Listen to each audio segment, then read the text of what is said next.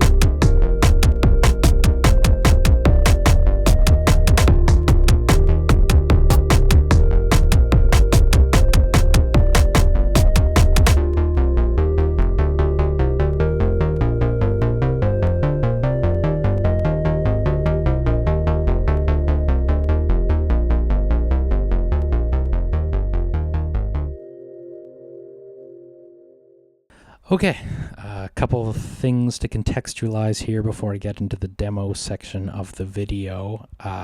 The Polyend Tracker Non-Plus version came out during the height of that thing that's unmentionable on YouTube. I don't know if it still is or not, but we won't take our chances.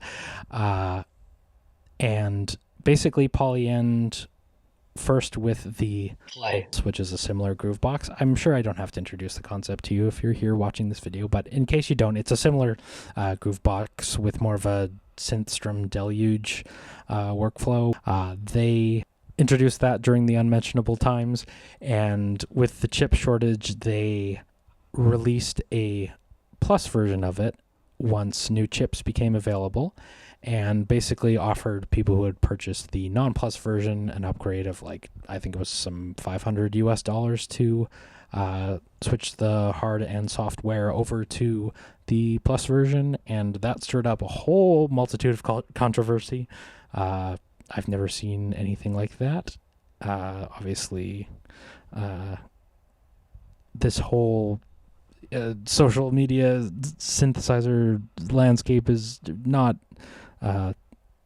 it's pretty new, so what did end up happening, though, is the same thing happened with the Polyend Tracker Plus, in that they released a new version, but notably they did not release a upgrade option for that one. It's like all the headaches of the Polyend Play Plus. They just thought, well, we're just going to release it, and don't buy it if you don't want it. I can totally see both sides of the argument with the upgrade path, that, like, in some ways people are very much getting burned if you just bought the version that you weren't aware was incomplete or was a holdover or was compromised because of chip shortages. I know I had the original tracker and I had no idea that those things were the reason some things were the way that they were. But regardless, I can also see the other side of it too. Like, hey, there's a path to upgrading that doesn't involve you selling it used and taking a loss and then repurchasing a new one or praying that a used one comes up or whatever. It just, like, I can see both sides of the argument, not to play ambivalence as I always do, but I think possibly as well why we didn't get it on the Polyend Tracker, and I owned the original tracker at the time of this, was there was a Polyend Tracker Mini, which was a small handheld version, which is more like the Dirty Wave M8, or more like the form factor that LSDJ came in a Game Boy. Sorry, I really love the GameCube. And I think maybe the owners of the OG tracker at that time were SOL, and maybe they just had digested it more, or realized that loss by that time, and Polyend felt that they didn't need to do the same for the Tracker Plus. Now, with that being said, all of that, I'll just sum it up to say that, like, I think they really could have been more clear with the first one sort of being a holdover product, right? Like, I certainly wasn't aware, and maybe they did make it really apparent and I was just clueless, but I think people probably could have been more aware that those other things were just, like, trying to put something out with what they had at the time.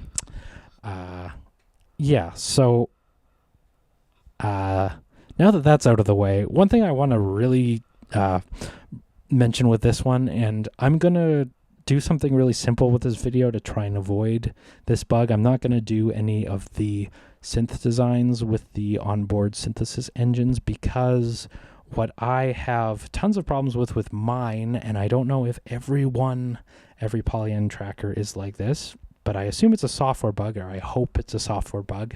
I have this issue with the macro bug, where the synth engines just, like, I think what the person was saying is that they are recording automations that you don't want to record somehow. It's some sort of bug that they're just writing it wrong for some reason. So I'll link to that video, very helpful. That was by Sandroid, I want to say. Hold on, let me pull it up here before I misquote it. Yes, Sandroid. I am linking that in the description below. Shows you how that bug affects you and how to reset it without reloading, which I found I was like, when I was writing on this thing in my trip to Oregon, I was just like, save every 2 seconds because I'm going to have to reboot all the time. And then, like, when you're ready to record at the end, you just got to, like, reboot the freaking thing and then don't touch it and pray that it makes it through the whole thing without, because what happens is it, like, records resonance automations and stuff that aren't there. So you just be playing and all of a sudden, like, your soft synths are, like, cranking the resonance and it's squealing, or the, like, decay knob was, like, recorded as being open all the way and suddenly all the dynamics in your patch are open. So what I'm going to do for this demo is just do, like, stupidly simple so we don't have to lose any of that. So with that being said, I, like, by God, this is $1,000 instrument, and, like, we're getting into, like, video game development territory. Like, this is like Cyberpunk 2077 for hardware synths. You know what I mean? Like, it just, why do I have to walk on eggshells with it? Like, I don't know. It rubs me the wrong way. And that being said, I love this freaking thing. Like, I own the original and I bought the new one for a reason. But, like, come on. Like, I work in software development. I'm totally empathetic to how challenging this stuff is and how, like, I've been on the receiving end of those comments. But, like, they've known about this for 2 months now and there's no patch. Like, there hasn't been one firmware update since I bought this in June, at the beginning of June. So, like, what gives? Sorry. Now, that being said, form factor is great. The build, it's awesome. The hardware is awesome. I've owned all the freaking trackers. I've owned, like, this is my favorite. I'm an ogre. I like the big boxes. I like more space. I like the huge Euro rack. I don't want the Dirty Wave M8, which I owned, which is awesome, which has probably the best software of them all, but, like, it's freaking tiny. And, like, I don't know. I like I'm pointing this out because it's a consideration that you might want to make, that, like, when it comes to, like, cell phones, I want the largest one available, right? Like, they don't make them. I want a phablet, right? That's my perspective on it. And I think, like, bear that in mind when I'm talking about this one, because that might totally be the opposite of your taste, right? That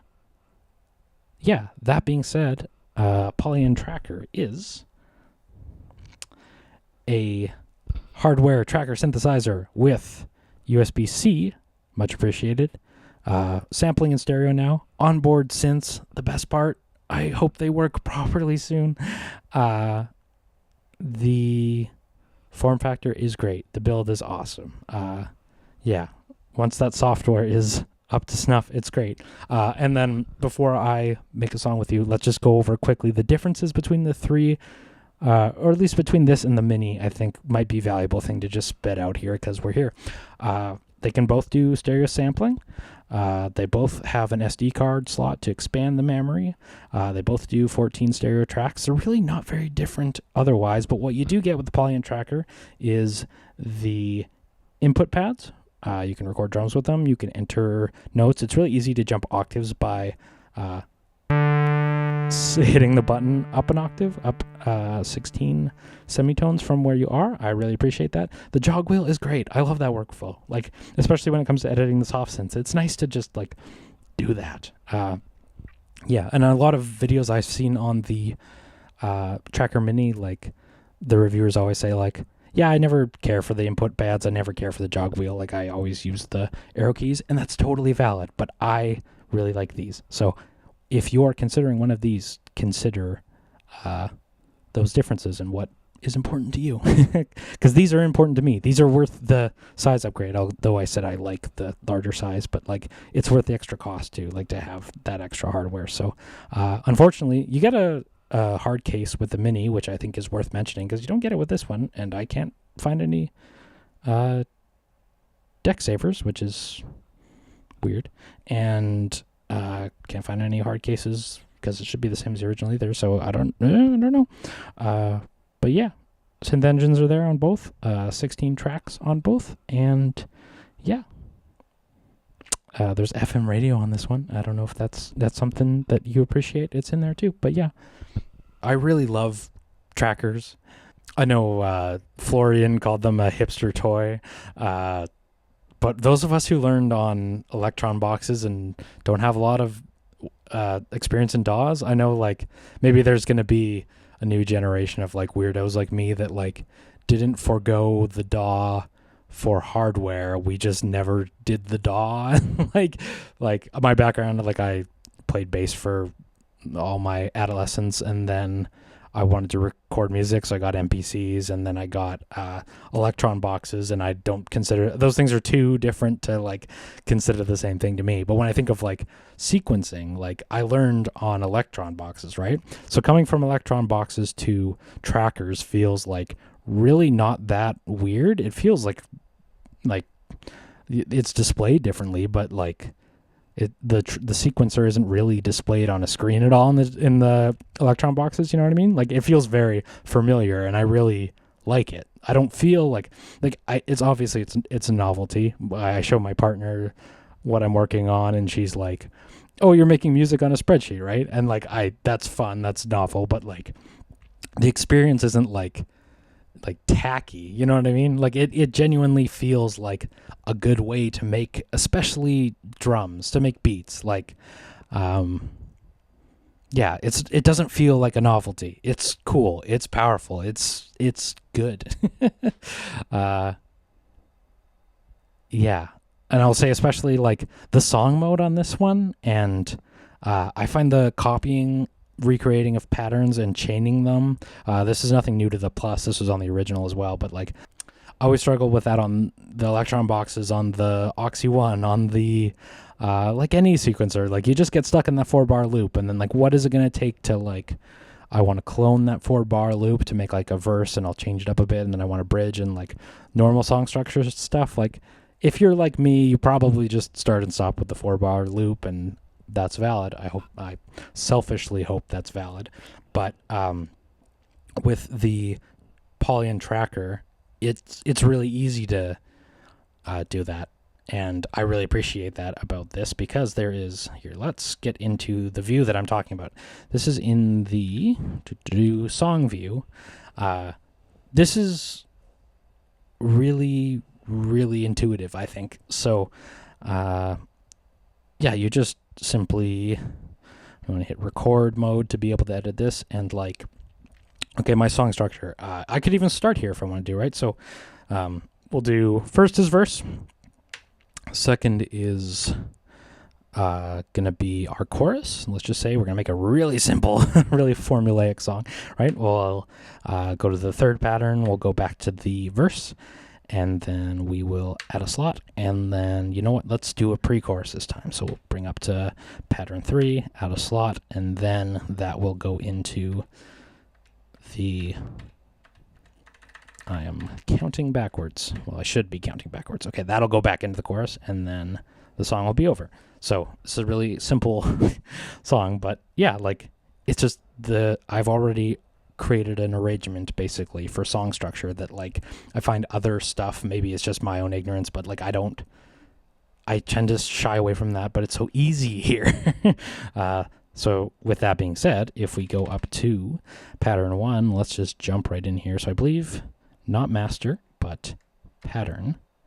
We are into our pattern. So I'm unsure of how much I should assume that everyone knows about the Polyend tracker here. So I'm just going to narrate my workflow of it and how I use it, and we can go from there.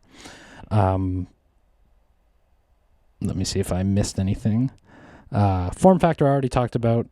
I had it in my script that I wanted to mention that I would honestly probably take a mouse with this if it would allow me. I know that's like against the DAW-less MO or whatever, but like I wouldn't mind hooking up a little, Bluetooth mouse to that. And you got your laptop almost there. Like I love the big size of this. I'm an ogre. I want the largest unit possible because it makes controlling everything easier. And I've never said, oh, that tracker, it's a pain to lug around. Like, it's not. USB power also very appreciated. I think it does some USB over audio stuff, if I'm not mistaken.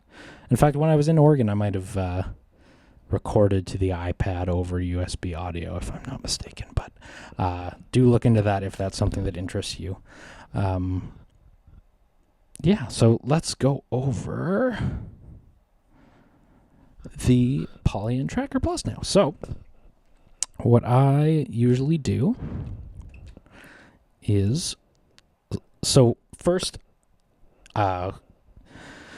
we are in pattern 1. We set up our song structure earlier, and I want to fill this with I'm not going to just length. We'll leave it at the default 32 just for simplicity, just so I don't have to edit it across all the different parameters or the patterns. So I will select everything in track 1 by pressing shift and hitting up. And now this is the second time I've done it, so it's going to select everything across all the tracks, but let's get out of there. Shift up selects everything in track 1, all the slots. Now we want to do fill, and we are going to fill. So if we answer all the questions, so we want to fill each second step. That's not quite right English, but it'll make sense, or it does make sense. So I want it to be in the minor key, and I want it to be random. So this is going to be my baseline, so I'm going to do C2 to C3. Right? Fill. Boom. How does this sound? Well, it doesn't sound like anything first because we haven't assigned it an instrument. So what you do, we have our whole track still selected. We're going to hold instrument, and we are going to either select one of these empty sample slots, which I'm not going to do for this video, but we will select the first synth. Now you get 3 synths, and I will be using 3 synths in all of our tracks. So first synth, we're just going to select that one. Now you'll see it's populated with these, but they are interchangeable. So you could do 3 drum synths. You're not like married to the default configuration of that one. It's just kind of a weird thing that I thought was a little hard to wrap my head around at first. But yeah, like the samples are empty, so they're just blank, but the synths are empty, so they are filled. It just, anyway. So we're going to start with synth 1, and we can change that, but let's just go through this quick.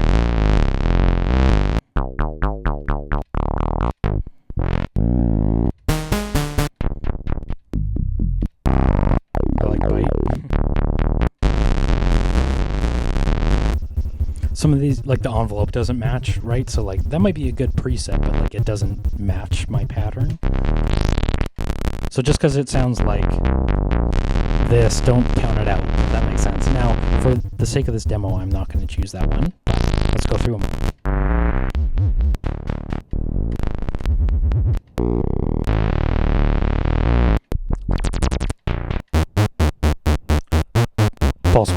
modulation, yes. Tune 6, I wonder what synthesizer that could be referring to. Oh. Again, if the envelope doesn't match your pattern, I don't hear this kick at all because my triggers are too often.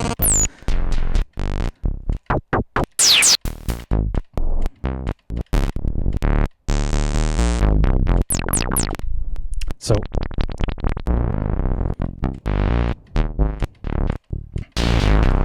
techno boomer. Okay.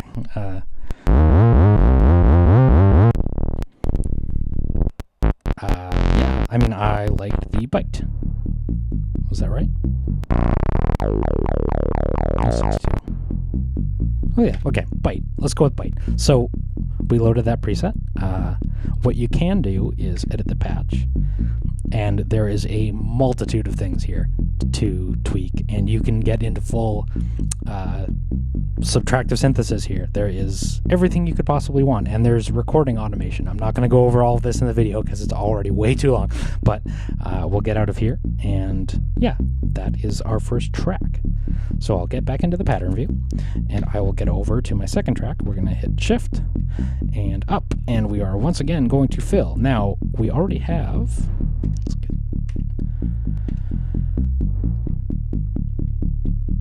okay, I am within this track column. I am in the instrument parameter, so I want to switch over to the note parameter. This is still playing. Shift up, select all. We want to fill, and then it kept my settings from before. Much appreciated. Now I want to go up to this is going to be my lead part, so we're going to go up to C3 to C4. And I believe you can, like, well, just like any synthesis, you could, like, you could fill the, or you could change your pitch by tuning the oscillators differently rather than tuning the sequence, but we'll tune our sequence for simplicity. So the other thing I'm going to do here is I'm going to bring it up to 8 steps. So instead of like staccato arpeggio that the bass is doing, this one's just going to be every 8 bars. So fill that. You'll see it's taken over the bass line because it's on the same instrument. So we are going to once again shift all, hold instrument, and switch to the second instrument. So now we have 2 instances of the acid synth, and we want to go to instrument parameters, and I'm going to switch this to FAT, which is supposed to be an acronym for something analog. Basically, like, this is your mini Moogs, right? Like, let's load some presets.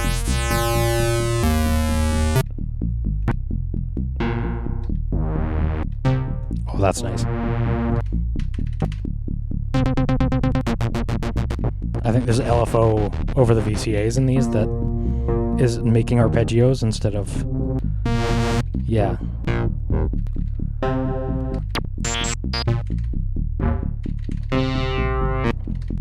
Sorry, I know I said I'd go through them all individually, but I think I'm just going to bore you to death with all 5 if I do that, so...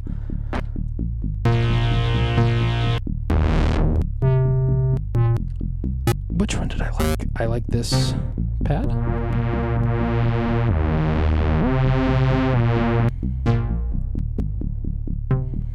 Yeah, that one sounds nice. Now, if we go on to our master, I feel like my first track has gotten really quiet. Now, is that because the filter is too cut off? Maybe, but need 2 hands.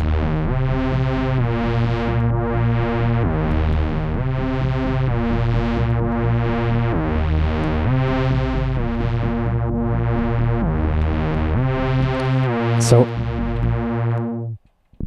here's already some weirdness is happening. So these will mute, but they don't seem to be changing. So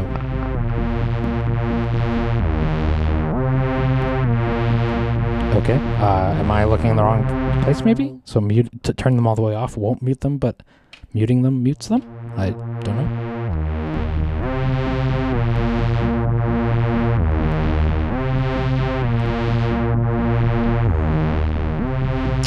Okay, which brings me to a good point.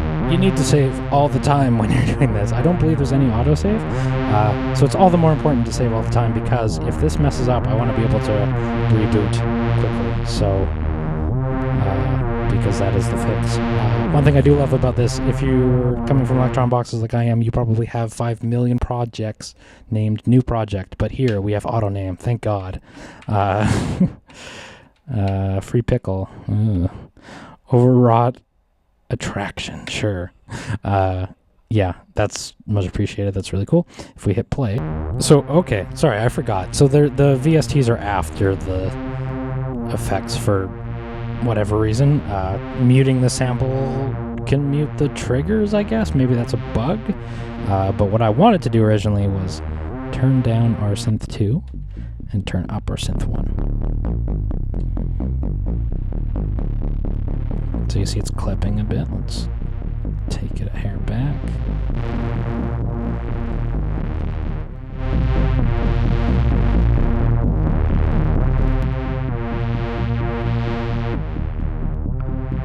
Yeah, that's better. It's not, I'm not gonna give you the craziest mix here, but yeah, that's really cool. Then what I like to do with my drums on here is get really crazy and fill every step with drums, and there's a word for that, and I can't remember what that word is, but there's a word for drums that don't overlap, that every note is a new, every beat is a new note, and I really like that style. So let's try this. You see again we are stealing synth 2, but we're going to do a new synth on synth 3. So I'll go back into instrument parameters, and I'm skipping the FM synth, sorry. It's very cool, it's very valid, but we're going straight to the percussion synth, and we will load a patch. We'll hit play. And if there's one thing I really love about this thing, it's the drum synths. I love drum synthesis, and these things on here sound really good, and I love the way it's programmed, and this is the best part about it. This is what I was looking for. This is what I wanted to do.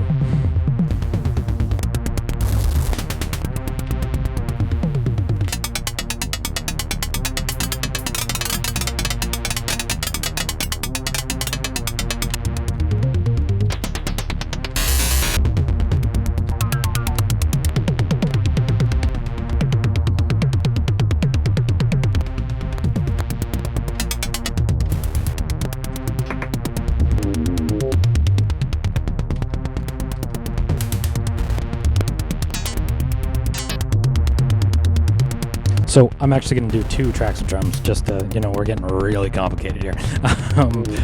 Class act. You feeling classy? Me neither. So let's go to the last track, and we are going to do fill. And we are going to do 4 on the floor.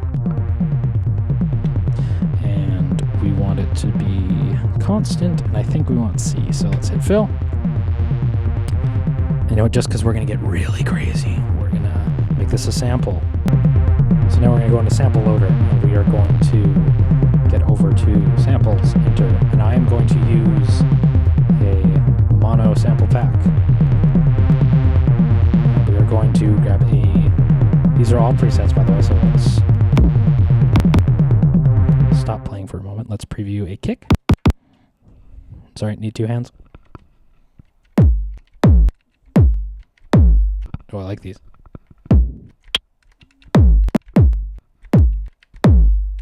Yeah, okay. So now that is in instrument slot 1. So if we hit play.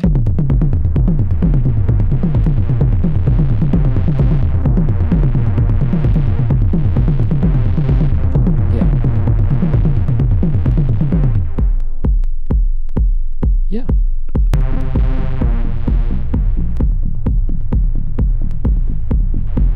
And you know what? Just because you're playing along at home, I don't like that. We want some drum and bass sound, so let's just take out that lead line for a second. Sounds better.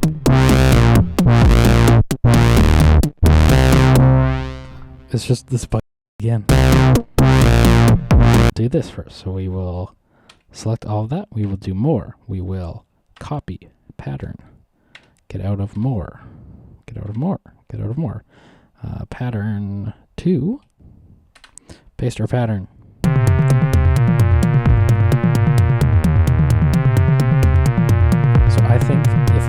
verse chorus thing. I'm just gonna take a couple of things out of here to give it some variation. I think I actually just inserted one too, but that's okay. We'll just make the one part a little more sparse. And then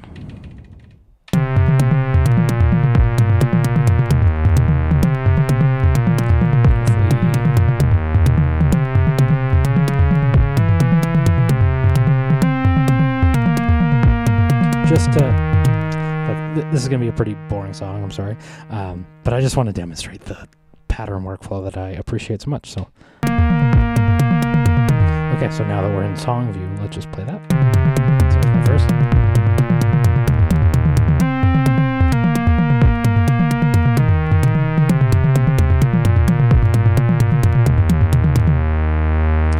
Haven't a bridge yet. This is really, really straightforward, but you know what? This is already so long, I don't want to take up all your time.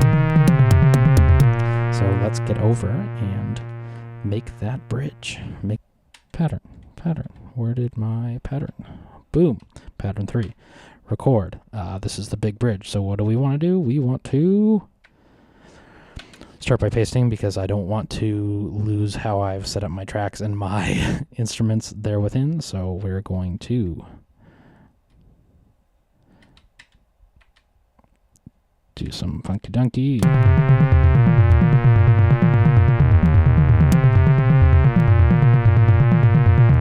Take out that first track because there's percussion as well, so we don't want to.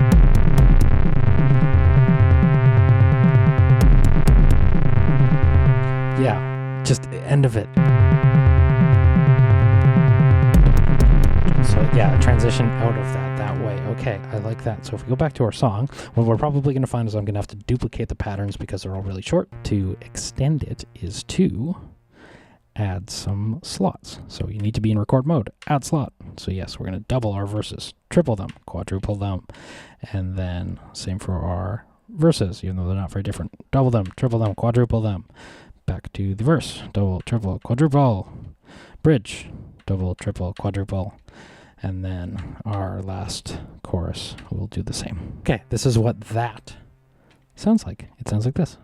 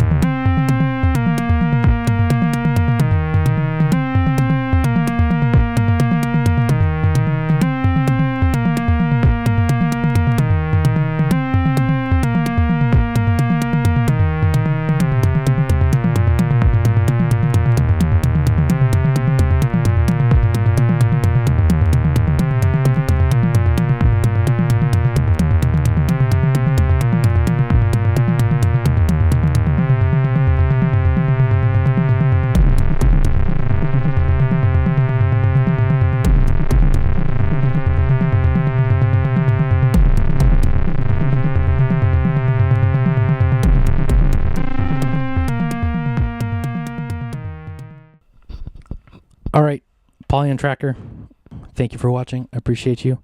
Take care, and we'll talk soon.